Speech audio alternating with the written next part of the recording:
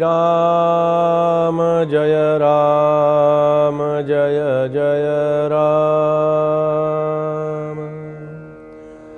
श्री राम जय जय राम। श्री राम जय जय राम।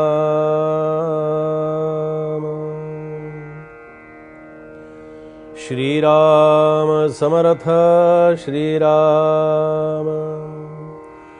नाना समती अन्वये म्हणोनी मिथ्या म्हणता नये। तथापि हे अनुभवासी ये प्रत्यक्षाता श्रीराम।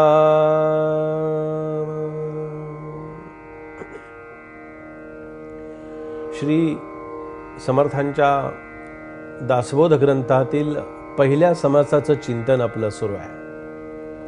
मला असं वाटतं की हे चिंतन आपण ज्याला म्हणतो ना, हे चिंतन म्हटलं की फक्त आपण तो विषय फक्त मनाशी जोडतो। केवळ मनाशी जोडून चालेल का? मन तर आहेच, मनाला तर गरजच आहे चिंतनाची। अहो, चिंतेची गरज नसताना मन चिंता करतं आणि चिंतनाची गरज इतकी प्रचंड प्रमाणामध्ये असतानाही गरज नसताना चिंता चाललेली आहे।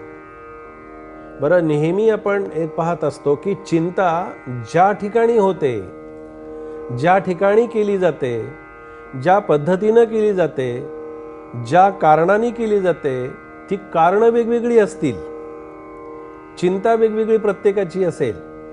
चिंता नाही असा जगामध्ये माणूसच सापडणार नाही। चिंता आहे का तर आहे, पण त्या चिंतेची कारणं वेगवेगळी आहेत।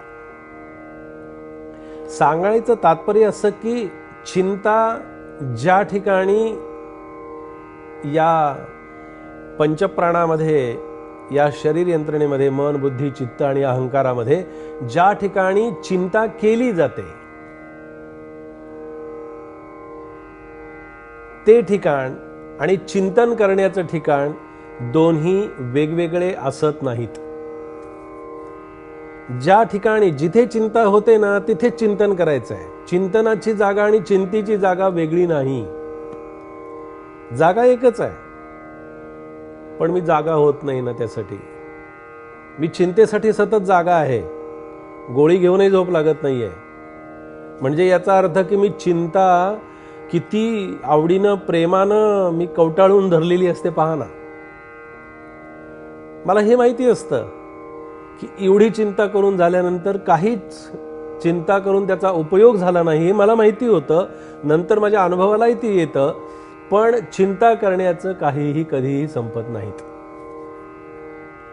काल आपण बाबा बेलसर यांचं एक वाक्य पाहिलं की बाबा असं म्हणाले की पारमार्थिक क्षेत्रामध्ये लोकांना शंका फार असतात, चिंता खूप असते। त्यांनी असं सांगितलं की सगळे संपतील म्हणाले, प्रश्न संपतील, शंकाचं समाधान करणारा संपेल, सगळे संपतील, शंका विचारणारा नाही सांगणाराही संपेल, पण शंका संपणार नाहीत। हे त्यांचं फार सुंदर वाक्य असायचं। तसंच आहे इथे समर्थांनी आपल्याला चिंता करू नका असं सांगितलं आणि मग सुंदर उपाय दिला। प्रभाते मनी राम चिंतित जावा। तुला मनाला काहीतरी काम हवं आहे ना बाबा, तुला काहीतरी उद्योग हवा आहे ना, तुला काहीतरी खटपट करायला हवी आहे ना। माणसाला असं शांत राहवत नाही। बघा, आपण कधी माणूस शांत बसू शकत नाही। ऑफिसमध्ये काम करत असताना सुद्धा टेबल तरी वाजवेल, इकडचं रजिस्टर तिकडं ठेवेल, तिकडचा पेन इकडं ठेवेल, इकडं चष्मा काढेल, तिकडं ठेवेल। काहीतरी त्याला माणसाला अशी सवय लागलेली आहे की तो उद्योगाशिवाय आणि गडबड केल्याशिवाय काही शांत बसू शकत नाही। आणि बरोबर संतांनी ओळखलं, हा माणूस शांत बसू शकत नाही ना, मग ह्याला काहीतरी काम द्या, याला काहीतरी उद्योग द्या। मग उद्योग काय द्यायचा, तर त्यांनी सांगितलं चिंतन कर, चिंता करू नकोस। चिंतेनं काय होतं चिंतेनं मन ग्रासून जातं, मनाला ग्रहण लागतं, शक्ती क्षीण होते, विचारशक्ती क्षीण होते, बुद्धीची धार कमी होते, स्मरणशक्ती कमी होते. म्हणून समर्थांनी इथे सुंदर सांगितलं की अशा ग्रंथांच्या माध्यमातून काय शिकायचं, तर नाना ग्रंथांच्या संमती समर्थांनी सांगितलं. आणि उपनिषदे, वेदांत, श्रुती, आत्मप्रचिती ही त्यासाठी सांगितली. आणि पुढे म्हणतात नाना समती अन्वये म्हणून मिथ्या म्हणता नये. या सगळ्या ग्रंथांची, उपनिषदांची, शास्त्रांची, वेदांची मी साथ घेतलेली आहे. मी घेतलेली नाही आहे, ती मला प्रभू रामचंद्रांनी मला प्रेरणा दिली. आणि या सगळ्या ग्रंथांचं सार या दासबोध ग्रंथाच्या माध्यमातून मी मांडण्याचा प्रयत्न केला आहे, असं समर्थ अत्यंत लीनतेनं आपल्यासमोर सांगता आहेत. म्हणून मिथ्या म्हणता नये. याला मिथ्या कोणी म्हणू नका, याला खोटं कोणी म्हणू नका, याच्यावरती अविश्वास कोणी दाखवू नका. कारण अविश्वास दाखवणं, खोटं बोलणं आणि अशा प्रकारच्या ज्या सवयी माणसाला लागलेल्या आहेत तेही समर्थांनी कुठेतरी पाहिलं असेल माझ्या. म्हणून समर्थ म्हणाले याला मिथ्या म्हणू नका, याला खोटं म्हणू नका. तथापि हे अनुभवासी आहे प्रत्यक्ष. आता याच्यातलं जे तत्व आहे, याच्यातलं जे सार आहे, याच्यातलं जे तत्वज्ञान आहे, याच्यातलं जे आत्मज्ञान आहे, याच्यातलं जे सुंदर भगवंताच्या विषयीचं ज्ञान परिपूर्णतेनं सर्वांग परिपूर्ण असं सगळीकडे भरलेलं तुला पाहायला मिळतं आहे. याचाच अर्थ असा की हे तुला प्रत्यक्ष अनुभवायचं आहे. अनुभवावीनं ज्ञान खोटे असं समर्थांनी म्हटलेलं आहे. बोलण्यानं काय होतं, बोलण्यानं ज्ञान होतं पण ज्ञानाची अनुभूती येत नाही. बोलण्यानं भक्ती कळते पण भक्तीची अनुभूती आम्हाला येत नाही. बोलण्यानं श्रद्धा काय असते हे समजतं, पण बोलण्यानं आमच्या अंतःकरणामध्ये श्रद्धा निर्माण होईलच असं सांगता येत नाही. म्हणून ती श्रद्धा निर्माण व्हावी, भक्ती निर्माण व्हावी, भगवंताबद्दलचं प्रेम निर्माण व्हावं.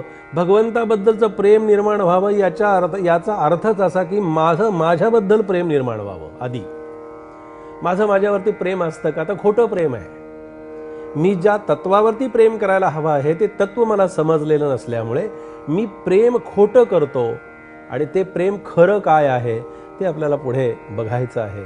आजच्या या समर्थांच्या या दासबोध ग्रंथाच्या चिंतनाच्या माध्यमातून आपण हे समर्थांचे समर्थ विचार इथे श्रवण केलेले आहेत. जय जय रघुवीर समर्थ.